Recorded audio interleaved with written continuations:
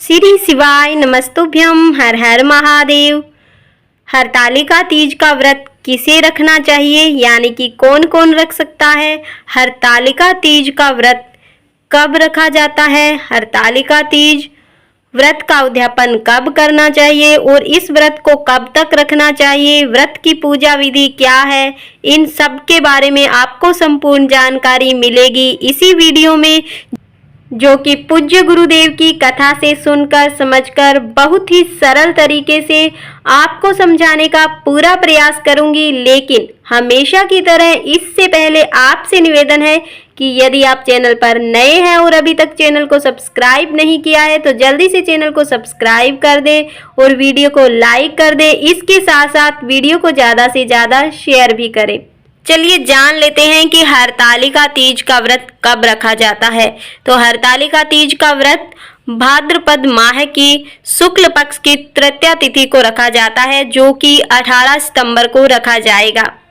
इस व्रत को हर सौभाग्यवती महिलाओं को रखना चाहिए। इस व्रत को शादी से पहले भी रखा जाता है और शादी के बाद तो रखना ही चाहिए।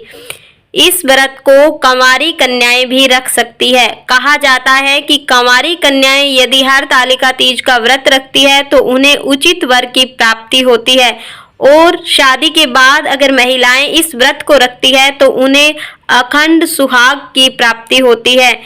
हरतालिका तीज का व्रत महिलाएं अपने पति की लंबी उम्र और संतान प्राप्ति के लिए भी रखती है। महिलाओं के लिए गुरुदेव ने एक बात बताई है कि यदि आप हरतालिका तीज के दिन व्रत नहीं रख सकती तो ऐसा क्या करें जिससे आपको उचित फल की प्राप्ति हो। इसके साथ साथ तीज के दिन ऐसा क्या करें कि जिससे आपको अखंड सुहाग की प्राप्ति हो। तो इसके लिए वीडियो को अंत तक जरूर देखें, क्योंकि अंत में आपको इन सब के बारे में पता चलने वाला है। तो जान लेते हैं कि हरतालिका तीज व्रत की पूजा विधि क्या है। हरतालिका तीज के दिन सुबह नहा धोकर स्वच्छ कपड़े पहनने चाहिए और हरतालिका तीज की पूजा करते टाइम महिलाओं को 16 श्रृंगार करने चाहिए। चाहे आप शादीशुदा हो, चाहे आप कंवारी हो। कंवारी कन्याएं सिर्फ मांग नहीं भर सकती लेकिन श्रृंगार कर सकती हैं। इस दिन बालू का रेत से पार्थिव शिवलिंग का निर्माण करना चाहिए और इसके साथ ही भोलेनाथ, मां पार्वती और गणेश जी की प्रतिमा का भी निर्माण करना चाहिए, जो कि फुलेरा के नीचे रखी जाती है। इसके बाद भगवान गणेश को दुर्वा अर्पित करें और साथ में भगवान गणेश की पूजा अर्चना करें। भगवान भोलेनाथ को पुष्प, बेलपत्री, समी पत्र आदि अर्पित करें और मां पार्वती को श्रृंगार की सामग्री अर्पित करें। भगवान भोलेनाथ और मां पार्वती की पूजा अर्चना करें, आरती करें, कथा सुने। पूज्य गुरुदेव अपनी कथा के माध्यम से बताते हैं कि हरतालिका तीज की प्रथम पूजा प्रदोष काल में करनी चाहिए। यदि आप हरतालिका तीज की प्रथम पूजा प्रदोष काल में करते हैं तो यह समय सबसे श्रेष्ठ माना जाता है। गुरुदेव ने अपनी कथा के माध्यम से एक और बात बताई है जिसकी तरफ आपको विशेष ध्यान देना चाहिए। जब आप हरतालिका तीज का उद्यापन करते हैं तो आप 5 चीजें देते हैं, जैसे कि वस्त्र, अन्न, फल आदि। लेकिन जब आप फल देते हैं तो उसमें आप आम, सेव, केला, नाशपाती आदि गिन लेते हैं, लेकिन आप धतूरे का फल नहीं गिनते। गुरुदेव कहते हैं कि शिव पुराण में वर्णन मिलता है कि जब फलों का दान करते हैं तो धतूरे का फल सबसे पहले गिनना चाहिए, क्योंकि धतूरा भगवान भोलेनाथ को अति प्रिय है। और धतूरा भगवान भोलेनाथ को क्यों अर्पित किया जाता है ये भी जान लीजिए।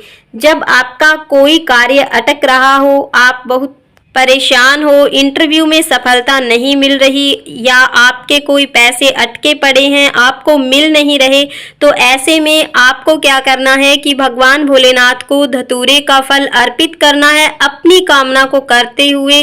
लेकिन जब आप ये फल अर्पित करें तो आपको भगवान भोलेनाथ पर विश्वास होना चाहिए कि आप ये फल अर्पित कर रहे हैं तो भगवान भोलेनाथ आपका वह कार्य जरूर से सफल करेंगे।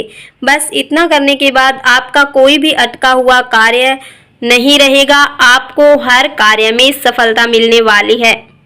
इसके साथ ही पूज्य गुरुदेव यह भी बताते हैं कि हरतालिका तीज और एकादशी का व्रत इंसान को जब तक उनकी सांसें चल रही है तब तक रखना चाहिए, यानी कि अंतिम श्वास तक हरतालिका तीज और एकादशी का व्रत रखना चाहिए।